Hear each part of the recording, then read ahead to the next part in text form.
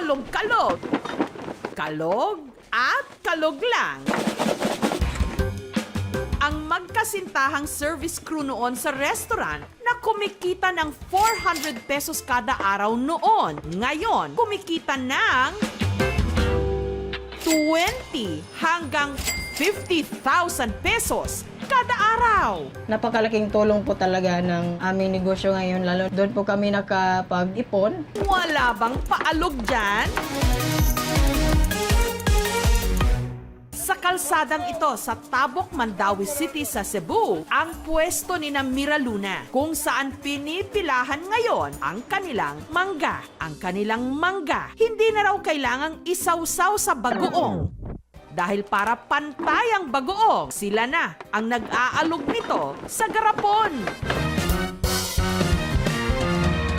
Maasim, sarap.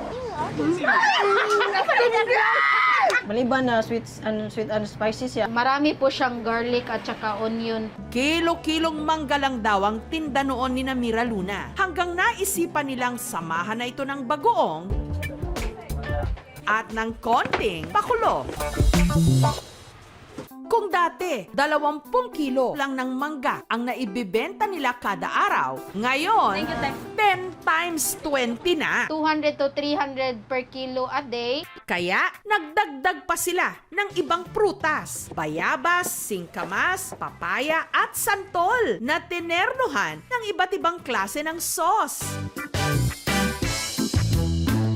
Sweet soy sauce para sa bayabas, chili salt para sa papaya at santol, at kimchi para sa singkamas. Nasa 10 kasi mahilig po ako sa maanghang tsaka sa kimchi. Mabibili mula 70 to 130 pesos depende sa dami.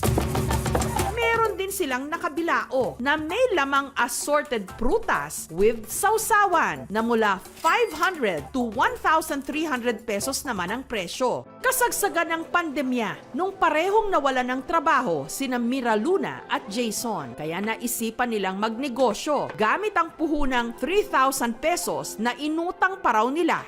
Hindi lubos inakala ng magkasintahan na ang nakangangasim nilang tinda ang magbibigay sa kanila ng tamis ng tagumpay. Karoon na po kami ng savings na malaki. Tapos may plano din po kaming bumili ng sarili naming sasakyan.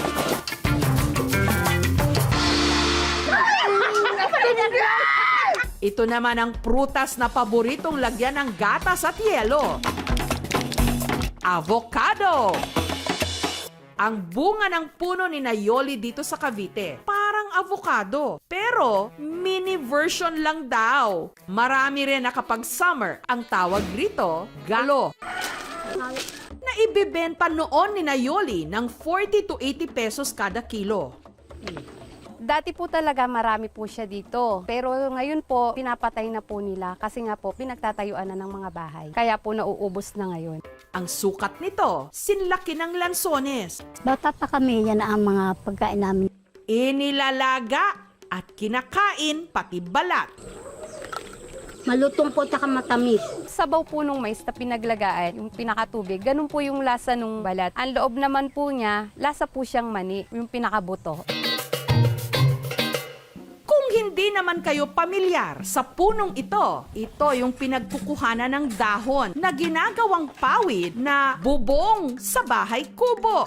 Ang tawag dito, nipa o nipa palm tree sa Ingles. Pero hindi alam ng marami na meron itong bunga na kung tawagin ng mga Tagalog, sasa.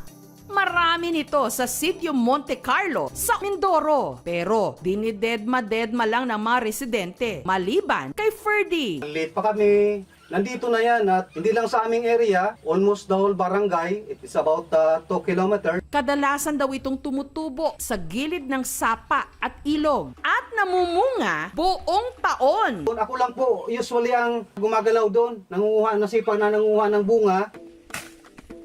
Hindi na kailangang umakyat ng puno para i-harvest ito. Tinatagpas lang gamit ang itak. Ang bunga, matigas na kulay brown na kumpul-kumpul. Kailangan munang buksan para makuha ang puti nitong laman. kunting lasang between buko and lansones. Maasim na aftertaste, may pagkahawig din lasa ng prutas na lychee. Ang paborito raw nila ritong luto, minatamis, na ginagawa ring palaman sa tinapay. Alaman natin. Ito yummy. Tuwing araw naman ng Biyernes, dagsa ang mga namamanata sa Quiapo.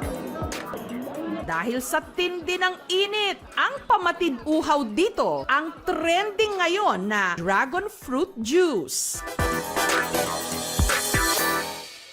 Nagkaroon daw kasi ng oversupply noon ng dragon fruit ang mag-inang Irene at Patty. Kaya para hindi mabulok at masayang, tutal naman, patok ang palamig ngayon, ginawa nila itong dragon fruit juice. Alam niyo, pagka nakakaon siya, nakukulog siya. Diba, nagkakapasa-pasa, nagkakaroon ng mga reject, lugi. Yung makata niyo tinatapon ko kahong-kahong sa tak ng basura. Ayaw niya, gawin natin juice yan. Puhunan nila rito, 1,500 pesos galing sa naitabi nilang kita sa paglalako. Pag sa palaran ko, sabi ko nga, lahat naman ng business kailangan sumugal. Ang dragon fruit galing daw sa mga supplier nila mula Zambales, Laguna at Ilocos. Hiniwa nila ito ng maliliit, i-blender at saka tinimplahan ng asukal at gatas. Pagmamalaki nila ang kanilang juice, wala raw artificial flavoring. 30 to 70 pesos kada cup. Very milky siya and very natural yung lasa niya. Masarap! At sinong mag-aakala na dahil lang sa nanghihinayang silang itapon na sobrang hinog na dragon fruit, nag-boom ang kanilang business. Kada araw, nakakaubo sila ng hanggang 1,500 na baso at kumikita ng 10,000 pesos kada araw. Not bad! Dati, maka 20 kilos kami, 50 kilos. Ngayon, nakakaubos kami ng 300 kilos to 500 kilos. Laking bagay kasi hindi naman kami katulad dati na baon sa utang. Meron na kaming bahay. May kaunting ipon. Kailangan kasi, pag mahal mo yung hanap buhay mo, kahit pagod ka, kikilos ka. Kailangan sarili mo tulungan mo. Anumang negosyo, basta't may puhunan na sipag, diskarte at tiyaga, tiyak magbubunga! Thank you for watching, mga kapuso. Kung nagustuhan niyo po ang videong ito, subscribe na sa GMA Public Affairs YouTube channel. And don't forget to hit the bell button for our latest updates.